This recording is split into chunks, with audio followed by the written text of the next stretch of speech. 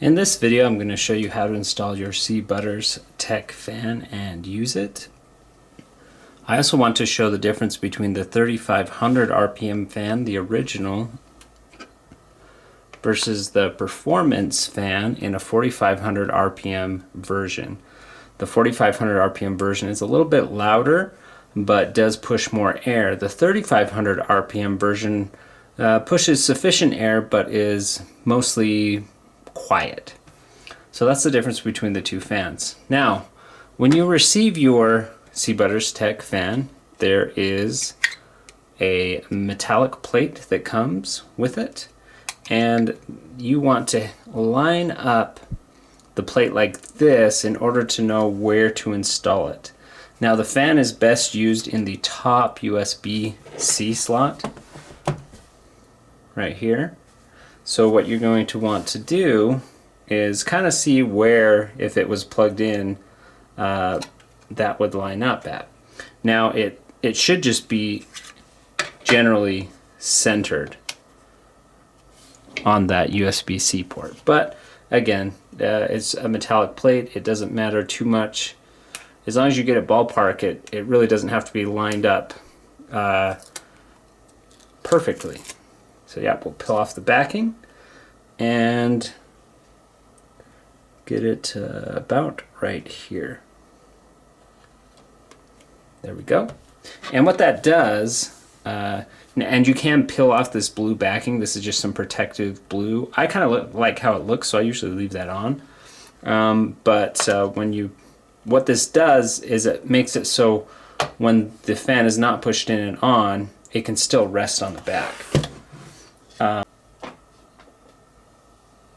So you can see when you have that magnetic plate installed, it almost lets you use it like an on-off switch. This is on the back here, but the fan's not on. And then when I need it on, you can just push it into the port, and you can hear that fan ramp up. Now, in the same manner, when you don't want the fan turned on, when you're not doing something intensive, you can just palm the fan and pull it out slightly.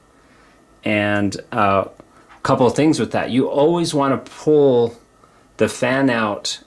Imagine a two-dimensional plane. You want to pull the fan out in a straight line, because if you bend it or crank it, it's still a fragile material here. So you want to be careful when you're putting it in. You're going directly into the slot and directly out of the slot. But when you have it like this, it's almost like an on-off switch. So right now the fan's off, push it in, and the fan's on. Okay, and right now you might be able to hear that 3500 RPM fan. It's about as loud as an average production workstation laptop would be, and gets good performance. So let's pull that off. Let's go ahead and hear what the performance fan with the 4500 RPM setup sounds like.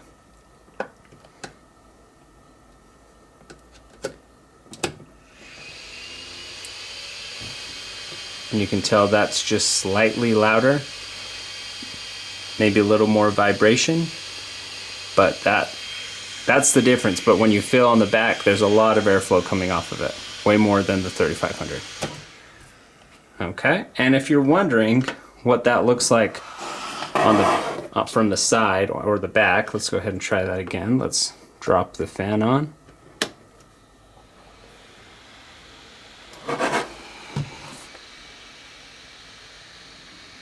There it is installed from the side. And if you want to see how far the kickstand can open with the fan on, it is slightly angular, but it does reduce your total angle that you can get off of this slightly, but it's still a fairly wide stance that you can use even with the fan on. And again, another look from the back side there. And it looks pretty good, if I do say so myself. Okay, so I want to do a demonstration of the fan and what it can do for you. So I've been running for about 10 minutes nonstop in a CPU burn test. You can see the performance has slowed to about 20 to 21 watts. We see it dip into 18, 19 occasionally. There's 18 right there. And you can see the average clock speed right now is 2.4-ish. So let me go ahead and turn on the fan. And every test is a little different. We're loading 10 cores right now.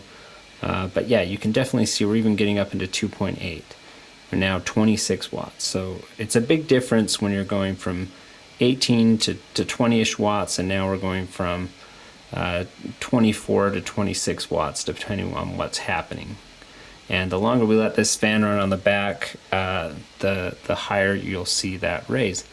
But let's go ahead and pull off the 3500 RPM fan and try out the performance fan. Okay, with that performance fan on, we're actually seeing it get almost up to 3 gigahertz. I bet if we let it run for a little while longer, it will reach 3 gigahertz. But you can see the wattage is going 26, 27, I've seen 28. You're getting much higher performance, more watts pushed through that CPU with that performance fan on. You can see we just hit 2995 on the megahertz. And again, the longer we let this fan run cooling down the back, the higher you're going to see that clock speed go up to a point. But yeah, this is the performance fan getting you that 28, 29 watt performance. Yep, we're above 3. You saw above 3 gigahertz using the performance fan. So it is doing a little bit more than the regular fan. And just to also prove to you that this is not just a placebo or something like that, you can see right now we're up pushing 27, 28 watts. The second I pull this fan off, we're going to drop from that 27, 28 watts. So let me just turn it off. Okay, so now you can see with the fan turned off, it has slowed to around, I've seen it dip 18, yep, 18 right there, 18 to 20 watts with that fan turned off. And again, you're getting clock speeds closer to 2.3, 2.4 rather than a full 3 gigahertz. And this again is running on 10 cores, so that's across 10 cores, not just a few. So yeah, 20 watts. And again, I'll just run this cycle one more time just to show how effective this can be. Let's plug the fan back in. It takes a minute to ramp up, but we'll soon see that our wattage will return to 28-ish watts rather than 18, 19. Okay, and here we are up again, much closer to 27, 28 watts and 3 gigahertz than before. So anyways, that can make a big difference when you're trying to get your workloads done. We're above 3 gigahertz. Being at 3 gigahertz versus 2.4 across 10 to 12 cores, huge difference. So anyways, thanks for watching. That's how to use your Cbutters Tech fan. Link in the description below if you want to pick one up, and we'll see you in the near future.